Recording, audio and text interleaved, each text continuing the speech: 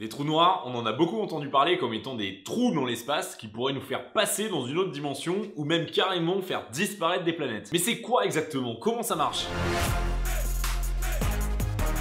Déjà, les étoiles de loin, on a l'impression que c'est des espèces de petites boules brillantes. Alors qu'en fait, on sait que c'est des énormes boules de feu qui ont une réaction nucléaire au milieu et qui arrêtent pas de dégager de l'énergie. Et la plus proche de nous, clairement, c'est le soleil. Et en fait, les trous noirs, ils arrivent le plus souvent quand une de ces étoiles arrive à court d'énergie. Parce que quand elle arrive à court d'énergie, elle meurt. Un peu comme les humains en fait. Et quand une étoile meurt, ça veut dire qu'elle a plus de quoi alimenter sa fusion nucléaire, donc elle va s'écrouler sur elle-même. Tout simplement à cause de la gravité qui va tout attirer en son centre. Et en fait, vu qu'il reste quand même un peu d'énergie à ce moment-là, ça va exploser et ça va faire une supernova. Bon, ça c'est pour les très grosses étoiles parce qu'elles font pas toutes des supernovas. Et l'explosion d'une supernova, c'est tellement énorme que ça va éclairer toute la galaxie dans laquelle elle se trouve. Et une fois que la lumière va revenir à la normale, il va rester un espèce d'amas de matière tellement dense que tout ce qui s'en approche va être attiré.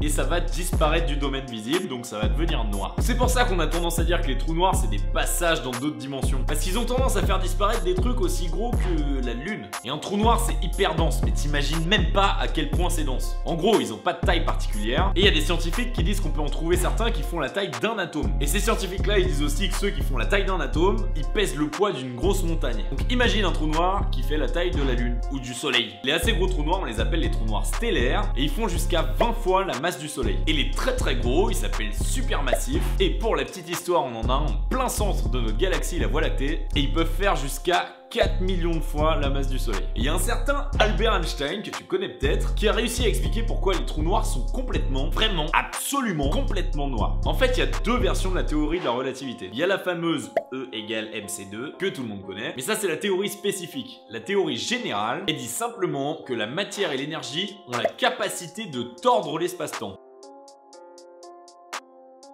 Donc pour la matière c'est assez simple, ça s'appelle tout simplement la gravité. C'est-à-dire que s'il y a une énorme masse quelque part, elle va attirer tout le reste. Mais le truc intéressant avec cette théorie, c'est qu'Einstein il dit que ça marche aussi avec la lumière. Parce que si l'espace-temps se retrouve tordu par un objet ultra massif, la lumière elle va être courbée aussi. Donc il y a plein de calculs qui ont été faits pour savoir quelle masse il faut pour qu'on puisse plus jamais se soustraire à la gravité d'un astre ou de n'importe quel objet, mais en général c'est plutôt des planètes et des astres. C'est pas si gros que ça, il suffit que l'objet soit 500 fois plus massif que le soleil. Et quand on voit qu'il y a certains trous noirs qui sont 4 millions de fois plus massifs que le soleil, ils rentrent plutôt dans cette catégorie. Donc si t'as bien suivi ces trous noirs là, il n'y a plus rien qui s'en est approché qui peut s'en échapper. Lumière comprise. Donc vu qu'il n'y a plus du tout de lumière qui peut en sortir, c'est pour ça qu'ils sont tout noirs. Genre vraiment tout noirs. Mais alors comment on les trouve ces trous noirs? Le seul moyen de les voir en fait c'est d'observer le comportement de ce qui se passe autour d'eux. Parce que quand il y a une étoile qui est proche d'un trou noir, elle va émettre une lumière à haute énergie. Et donc quand on voit cette lumière spécifique, on sait qu'il y a un trou noir dans le coin. Et la deuxième chose c'est d'observer ce qu'on appelle les étoiles binaires. En général les étoiles binaires elles se tournent autour via leur gravité. Et il y a d'autres étoiles pour lesquelles on va observer le même comportement, à part qu'elles sont toutes seules. On va pas voir la deuxième étoile autour de laquelle elle orbite. Et en général, on peut tout simplement se dire que c'est un trou noir. Mais alors, est-ce que la Terre peut se faire